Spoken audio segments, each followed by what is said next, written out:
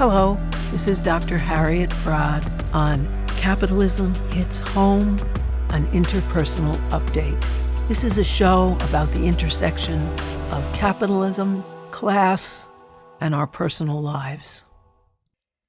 Even most recently in 2017, Congress had the most female representation, overwhelmingly from the Democratic Party.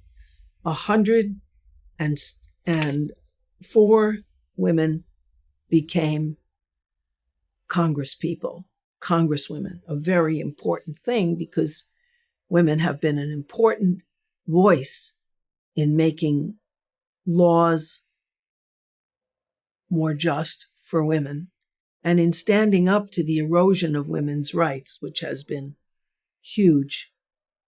There's enormous pressure.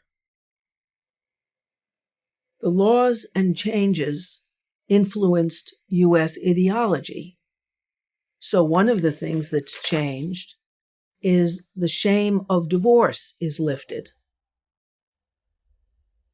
The shame of having a child outside of marriage is lifted. In the United States, more than half of marriages end in separation or divorce. And that means half of first marriages, 60% of second marriages, 70% of third marriages, and that only counts the marriages that are ended legally. There are a lot of people who don't have property to fight over and who get along well enough to just divide what they want to and split and not bring the legal system into their arrangement at all. So we are talking about a significant majority of people who get separated or divorced. Also, since men can no longer count on supporting women and women can no longer count on being supported, women have rebelled against traditional marriages that require them to then have two jobs: a shift at the workplace to make money and a second shift at home to do the domestic labor and childcare and sexual labor and emotional labor for the husband as well as the children. 80% of divorces and separations are now initiated by women. And the majority of American women are single. And not because they've been jilted or anything, but they're single by choice. The old stereotype was that the woman is dragging the man who is reluctant, she's dragging him to the altar. Now that's not the case. Neither men nor women are in a hurry to get married because the mass of people, not the 1% of course, but the mass of people, men can't support dependent wives and children, and women can't be supported in the home. So that the ideology has changed along with the economic conditions that have created this domestic revolution. For the first time in the whole of American history, the majority of people in what they call prime fertility age, 18 to 35 years old, are not married and don't necessarily intend to be married. That's why the majority of American women are unmarried for the first time in our history. And that's in spite of the ideology of marriage that is pushed by fundamentalist religions and the Catholic Church. And the prescription of sex outside of marriage is largely disregarded. Between the legalization of birth control for unmarried people in 1972 and the invention and proliferation of the pill in 1965, women can largely control our own fertility and therefore can enjoy sex outside of marriage in a way that we couldn't before because we would get pregnant and needed protection. Where you have a revolution in ideology, in practice, in personal life, in the economy, you also have a counter-revolution. And that's really what's happening politically. as people like Donald Trump have captured angry white men who are dethroned from their position of dominance in the household by laws against battery, by women not wanting to be married, by women initiating divorces.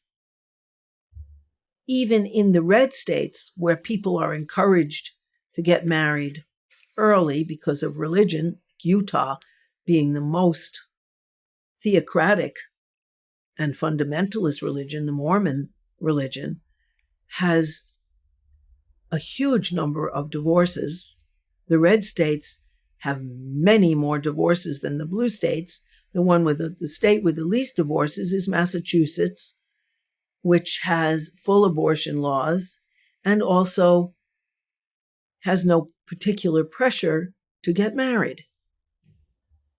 The Catholic Church's prohibition against birth control for married people has disappeared. They don't even push it anymore because it's pointless, it's ignored.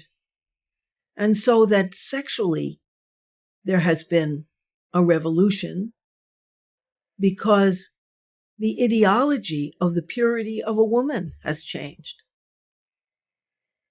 In 1965, less than 25% of children were born outside of a marriage. Now, between 40 and 42% of children are born outside of a marriage because the shame of not being married and having a child has disappeared from most of America. In certain fundamentalist areas, it's still shamed, but largely that ideology that went along with the class position of woman as domestic laborer and sexual laborer and emotional laborer and social connector of men is gone. Not only male Trump-supporting white men, but also many white women, not as many as the men, are angry because they no longer can exist without working. They counted on the family wage and a solid, or at least a long-lasting marriage to keep them from having two jobs and being married. Now they don't have that luxury. And Trump is the counter-revolution.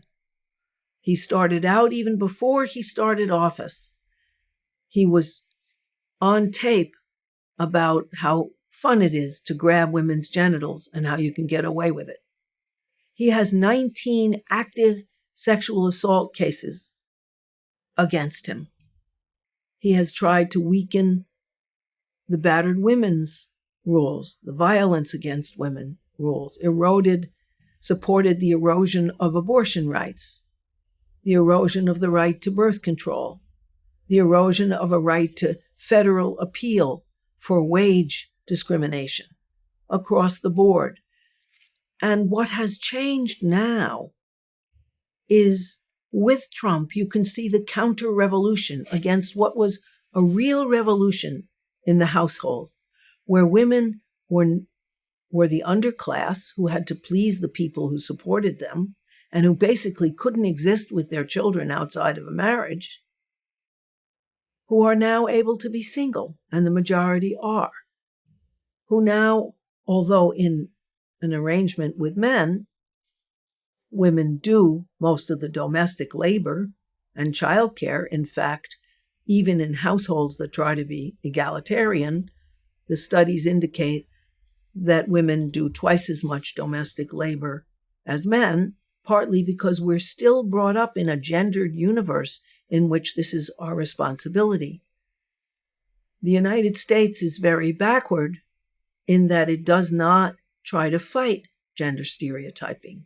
In a country like Sweden and throughout the Scandinavian countries, they emphasize that girls should play with traditionally labeled girls' toys and boys should play with conditionally labeled boys' toys. Sweden has a marvelous preschool program. In their early childhood classes, they don't use he and she, they use people's names. They get off They get out of gender labeling altogether, which of course the United States is far from that. Even though, there's now a rugged Barbie who has feet that actually touch the ground. They're not dependent on high heels. But the pressure is still there.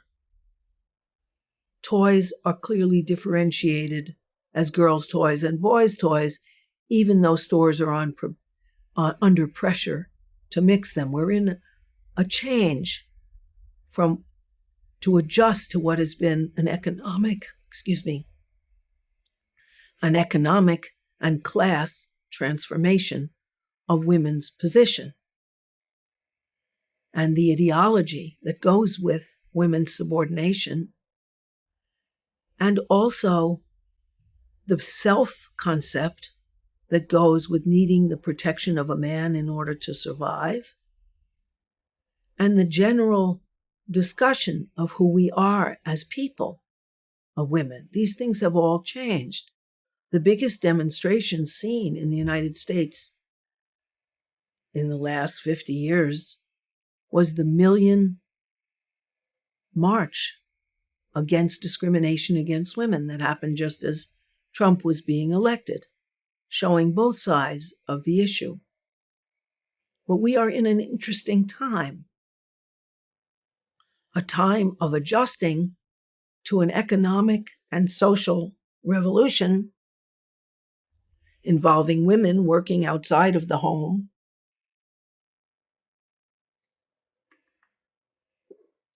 but with pressure to become gendered. An indication of this conflict is a study that shows that even in the 39% of households with men and women, where women earn more than men, women do more of the housework in order to compensate men for their lower salaries.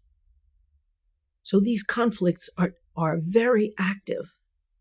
And what we have here is an unacknowledged revolution and a powerful counter-revolution against those revolutionary changes.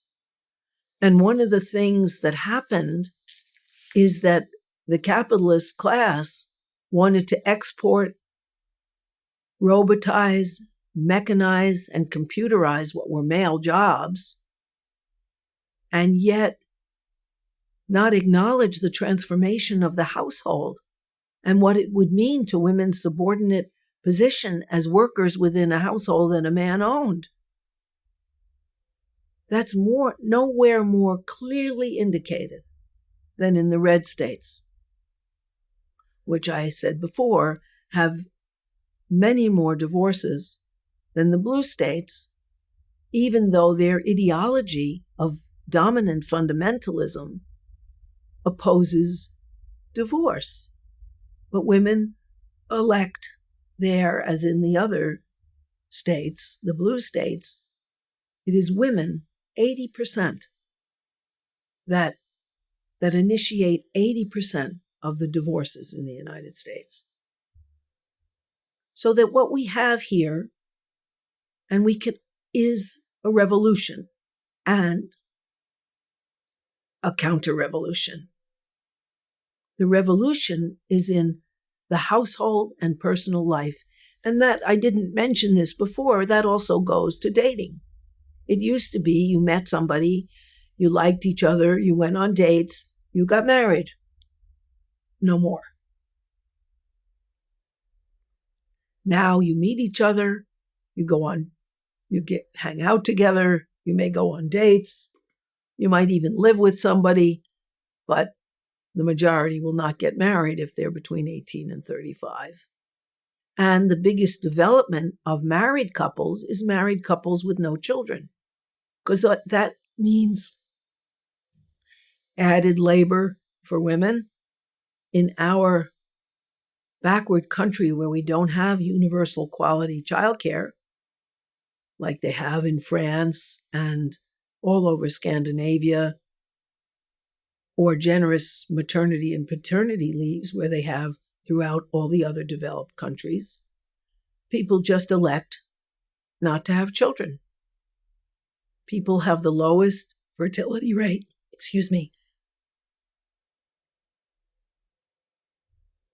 in the United States that has been seen since the Depression, where people couldn't afford to have children. And so what you have is, if you look at the struggles between the Republicans and Trump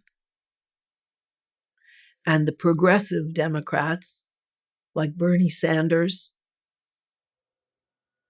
and Elizabeth Warren, you see a struggle between what are the conditions of existence of a new family where there is wage equality, where there's childcare and after-school care and subsidized health care, versus how do you try to keep alive the economic conditions of a feudal type of family where women are home with children,